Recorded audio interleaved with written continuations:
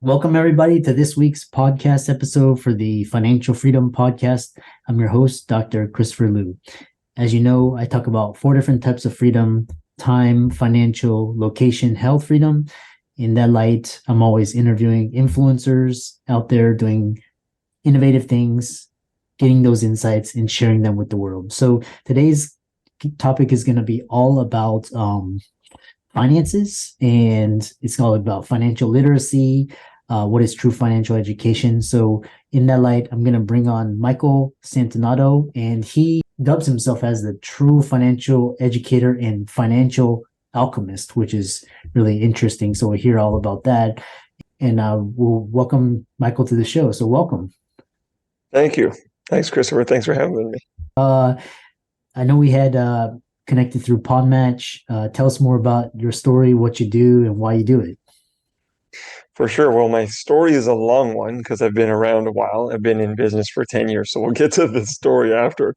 But why I do what I do, I guess, is connected to my story. It's got to come back to, all great stories come back to the beginning, the origin. I was lucky enough to be the son of two bank managers. And my parents met in the bank, fell in love in the bank, got married there, spent 30 years there, got promoted through the ranks and ended their careers as branch managers of one of Canada's five, large banks. I'm from Toronto, and we only have five major banks there. And I'm the youngest of four, and my parents gave me and my brothers and sisters a great education. Like our dinner table conversations, Christopher, were unlike 99% of families. I had a girlfriend over one time for like lunch in my 20s. We were just hanging out in the backyard, and afterwards she was like, "What the heck was that? What was all that about?" I was like, "I don't know what you're talking about." And it was just an everyday conversation. But for her, it was mind blowing because we talked about rental rates, mortgage rates, credit, interest, property values in the city and things like that. So I'm very lucky because I got to see my brothers and sisters fail and succeed and learn from them. And then my parents gave us that essential foundation when we were young. So my commitment and my mission is to educate people, business owners, parents, families, and to ensure that education gets down through to the employees, the children, the family unit, the business organization, so that, like you experienced, financial freedom comes from knowledge and action, and you act on what you know. So, Yeah. Interesting. I'm curious because I'm gonna ask you about the family discussions a little bit later. But what's interesting is like, okay, so it's so interesting because the world runs on money, right? You have to pay for services, you need it. It's kind of like it's like Greece, right? And mhm, then, but no one ever gets true educate. You have to actually go out and learn this on your own. You don't learn it in school, work, church, or that's right. why is that? You're exactly right. It's a great question, and I'm so glad you asked it the way that you did. Nothing is by accident, right? We should know in today's world, you open a physics book or go to a physics class in university, and you know that, cause and effect, right? So it's not an accident that you said there's no money financial education in school, in church, in religion, in the family units. Why? Well, the family units, they don't know. People don't know because of the other places, they don't get it. You have to go out and get it yourself, Yeah. right? You're either going to get it in school, or, sorry, not in school. You're going to get it from like books that you have to go find yourself, or mentors or educators, or thank goodness now there's like YouTube, right? You can Google pretty much everything. It's not by accident that the school system is very akin to Henry Ford's like frontline assembly line system. It's not really accidental. And it's not accidental that that information is not in schools or church or education system. So you're right, you have to get it elsewhere. Why it's not in those places? I mean, it depends on how far down the rabbit hole you want to go. But nothing is by accident, and everything is by design, and there's cause and effect. That's the world and the universe we live in. So the thing is we could go down a rabbit hole of like why, which we can if you want. I'm fine either way. It's better probably just to like acknowledge it and then do what's best for most people, which is accept what is and then choose differently. If you want to be educated, you got to educate yourself. You got to learn from someone or somewhere. Yeah. Uh, so yeah, one thing is we'll talk about is, especially just financial education. And so, in that light, what opportunities exist today? Let's say I'm serious, I want to learn more about it. What is Hmm. money? What are some places you can learn things? Yeah, yeah, it's a fantastic question, and it really depends on your level of knowledge and your probably your level of income. Like one of my old friends, I'm here in Mexico, by the way. You said location independent, right? You said time, freedom, location independence. I'm location independent right now. I've been traveling throughout Mexico and Colombia for the last 2 years because I didn't want to be in Toronto with COVID and everything. My friend just got here. He just came to visit, childhood friend of mine. He found me on Facebook a couple of years ago, and he's a client, and we've been working together, and we've rekindled our friendship. And he just came and just showed up. And another friend of mine from childhood as well, a girl, just had her first daughter. You know, asked me about where she can learn about investing for her daughter, and she specifically asked for books. She asked for books, which is very smart of her because she likes to read, but because her budget was such that she couldn't hire a coach or a mentor. So, your question, where do you get access to the information? Well, you got YouTube, you got blogs, you got banks, you got books, you got mentors, advisors, and then you got online courses. What I'm creating is an online course foundation called True Financial Education, where you can go to any course on any specific topic that you want and go through a course, at your leisure and pay a reasonable price and get a very thorough, in-depth education, and I'll also get access to me to ask me questions. If somebody wants to hire me one-on-one, that's more pricey. If somebody can only afford books, great, you'll get a great education from books. So my childhood friend, I sent her a list of books, and believe it or not, she's plowing through it. So it really depends on your budget and also how much you value the time opportunity cost, right? You're going to pay either through blood, sweat, and tears or cash, right? So it really depends on how much you have to invest. Maybe your learning style as well, what you prefer, video, audio, in person, that kind of thing. Yeah. And so one thing is talking about is so traditional investments, there's you have equities, real estate, then you have a little bit more advanced like hedge fund and all of these. What investments are you recommending these days that are still valid and valuable? Yeah, it's a fantastic question. We are heading into a recession, I believe. Like we're actually already there. They just haven't announced it yet. Through my research of history and economics and the media and the governments, is they announce it after, right? It's like they announce it when they're ready to announce it and when they say, right? So we're already in a recession. They just haven't announced it yet. Well, in a recession, if you look at 2008, 2009, coming out of that, stocks were probably the best investment because crypto was new at the time and it was unheard of and very, super high tech, not that easy to get into like it is today. Real estate was great as well, but the stock market outperformed real estate coming out of the recession. And stocks typically will, but that's because they're higher risk, right? Real estate, you mentioned you created your avenues through real estate. Real estate takes more time. It's a little more boring. But it's much more secure, much more reliable. Stocks are going to go down 30 to 40 to 50% in a recession, and they already have, right, since the pandemic.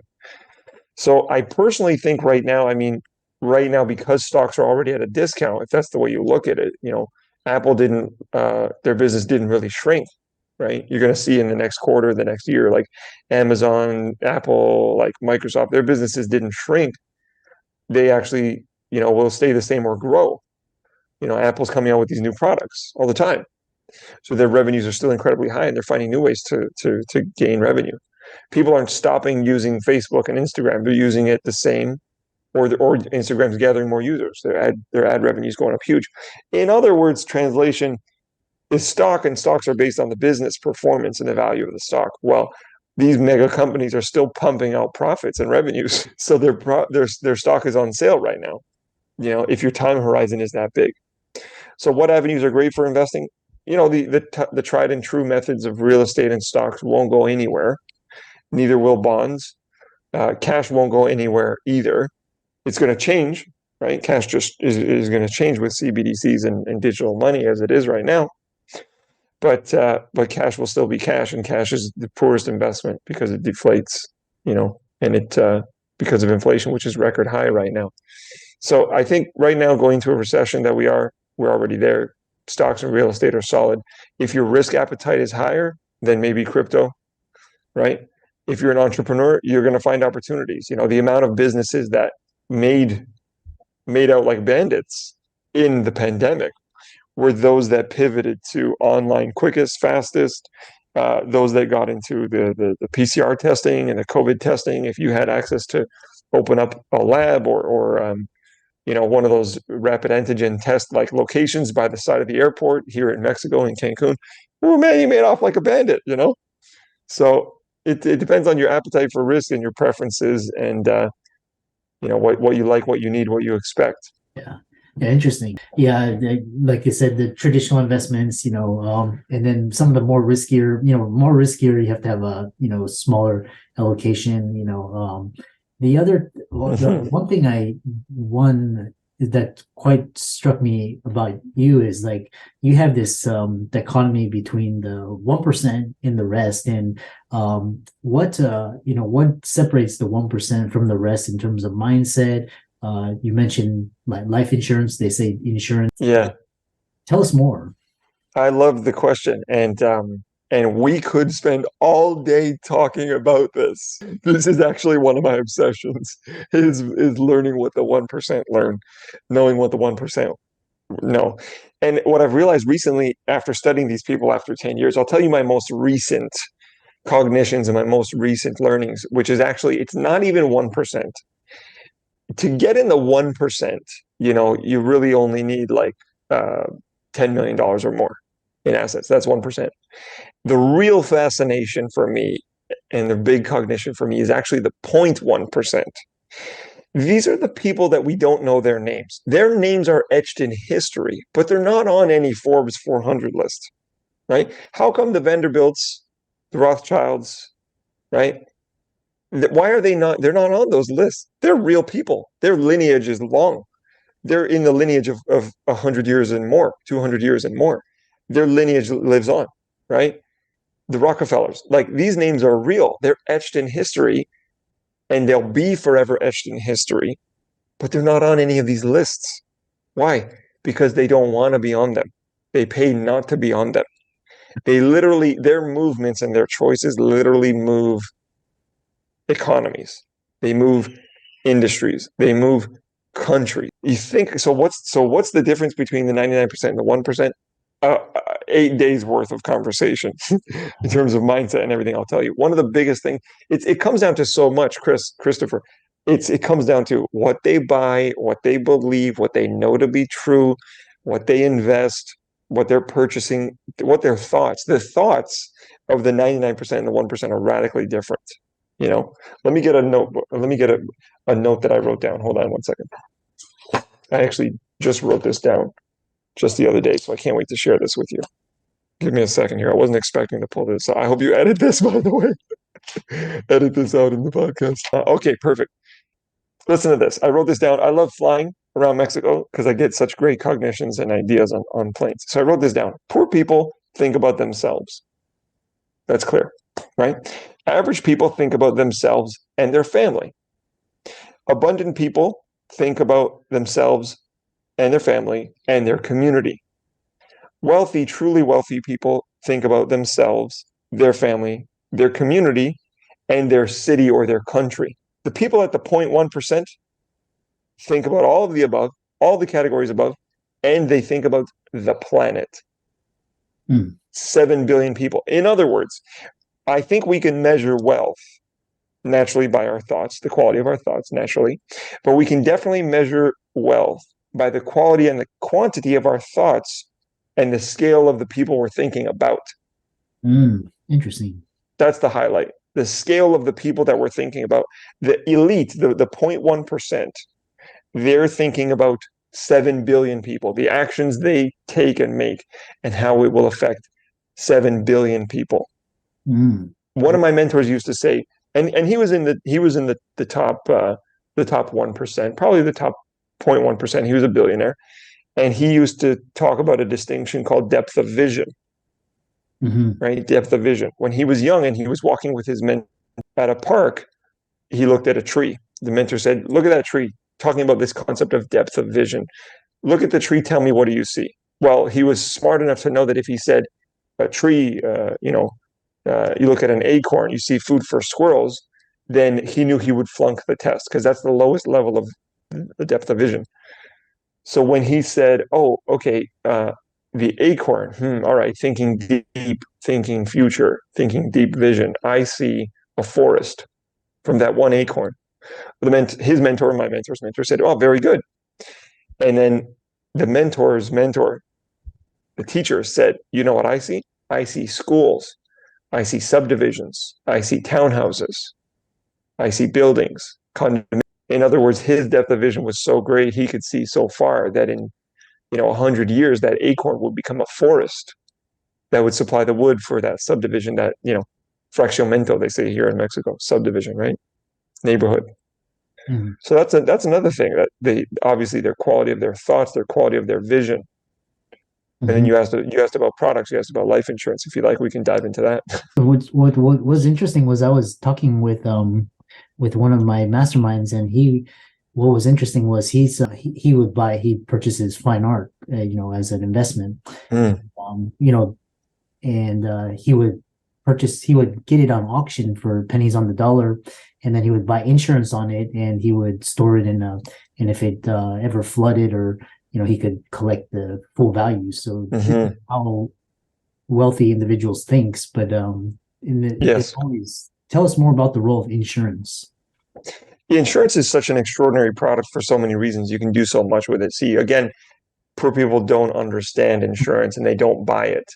Mm, Your audience is more of the affluent type, it looks like, right? You said professionals looking to increase their wealth and obtain time freedom. So they'll be able to grasp this concept. But if there were any average people or everyday people listening to this, hoping to get to that position, mm, then let me just share with them how to insure poverty. Like, we all talk about how to get rich and want to be rich and stay wealthy and that sort of thing. But let's just talk for a moment about how to ensure poverty. Like, why does the poverty continue from generation to generation to generation? The simple reason is, for one fact, is that when you have kids, as a parent, the first thing that's responsible for you to do is to have life insurance, mm, because your income is what your whole family depends on for their survival, safety, food, rent, shelter, peace of mind, all that stuff. Never mind advancement, right? Maslow's hierarchy of needs. Never mind like self-fulfillment and advancement and actualization at the higher levels. We're just talking the basic level, the basic needs. So the way to continue poverty is simply just don't have life insurance. Have a family and don't have life insurance. Because when you die, which everyone dies, mm, when you die, your family will go into debt or have to liquidate assets and savings, if there are any, in order to pay for your funeral, pay for your debts, pay for the taxes or assets that transfer upon your passing. And then they'll have to go out and have to scrounge for money to mm, just to make their basic needs. So how wealthy people use life insurance, and why they use life insurance, is because life insurance is one of the only tax-free assets that exist in North America today. Insurance laws predate the tax laws. mm, This is key. This is vital, because to everybody knows a world of tax. Everywhere you go, there's taxes. But insurance is one of the things that came before tax laws, and that's why death benefits on life insurance is tax free. mm, So show me a better ROI on the planet, Christopher, where if I paid $100 a month, right? That's on the high end for average families. But if I paid $100 a month, and if at any time I died, my family gets 300 grand or 400 grand or 500 grand. mhm, And it doesn't matter if I die in a year or 10 years or 15 years. That's still an incredibly ludicrous ROI, right? So mm, show me a better ROI on the planet. You can't. It's extremely rare. Maybe if you bought Dogecoin one time and it went from a penny to, what, like maybe, right? Like way back before Musk was pumping it and everything. But that's reason number one, is the insurance laws predate the tax laws. In other words, life insurance is a legally binding contract between you and the insurance company, which is how it was originally designed over 200 years ago. And the insurance company's on the hook to pay that out. Okay. Now in Canada, the insurance companies are more solid, more stable. I believe that American companies, you do hear of American companies, insurance going bankrupt and going bust, has happened. Banks too in America. Canada, I don't think it's ever happened. And in Canada, our laws are so much more conservative. Mhm. I've got a team of advisors that we can service in America and Canada. And in Canada, we're just so much more conservative, which is why we've been stable and we survived that last, recession in 2008, 2009 so well. But you can do a lot of amazing things with life insurance. You can have a guaranteed investment rate of return. You can have tax-free benefits. You can leverage it like a house, take a refinance on a loan against it, use that equity in the house. Once it grows and appreciates, you can, like real estate very well. You can leverage that. You can write off the loan as the tax, the interest payments are a tax write-off because you're using it for investment purposes. And then you can use it to purchase another asset, which will grow and advance and appreciate in value. These are some of the great things you could do with life insurance. You can also add on sickness or critical illness or cancer protection as well. So let's say you live long, but you get a critical illness like Alzheimer's or multiple sclerosis or cancer or diabetes. If you get any one of those, you can get a lump sum check of 20 grand, 30 grand, 50 grand, and you can lump those into an insurance policy as well. The benefits are incredible. The benefits are just incredible. And it's one of the oldest investment instruments known to man. And wealthy people buy so much of it, Christopher, I'm talking boatloads of it, because of these reasons. And also because the younger you are, the less expensive life insurance is. The older you are, the more expensive life insurance gets, right? Just because you're that much closer to death, according to 200 years worth of data, right? So why they buy so much of it, why wealthy people buy so much of it is because of all the reasons I've stated. Another is because, and they're smart enough because they've got wealth advisors all over the place. Another reason is because as soon as a child is born, they buy lots of life insurance on that child. Interesting. Now, yeah, very, very interesting, right? We're talking like a 30-day-old baby. Mhm. They go to the insurance companies and they buy boatloads of life insurance for the baby. Why? Because if there's any health complications or issues, then the parents want to be covered and not have to pay out of pocket. And then also there's just no guarantees in life. Even the wealthy don't have crystal balls. Yeah. So they don't know if that child's going to have a deformity, a learning disability, maybe be on the spectrum somewhere, or later in life have a car accident, car crash, or something like that, and have a disability. That child's income is going to be hampered due to those should they happen. So they just de-risk the whole life of the child, Mm, and they de-risk the parents' requirements to pay out of pocket, and they put that liability on the insurance company. That's interesting. just how they think. Yeah. Does that make sense? Very fascinating. I know a lot of people are interested in following you on social media, visiting your website, contacting you. How can they do that? True Financial Education is the course website where we're building, where we can have all the educational content for Ex- in one spot. So truefinancialeducation.com. Excellent. I'm also on LinkedIn, Facebook, all that stuff. Michael Santonato, Yeah. right? michaelsantonato.com, my main website. And yeah, I'm on every profile, and True Financial Education is the big hub that we're working on. And people can contact me through there as well.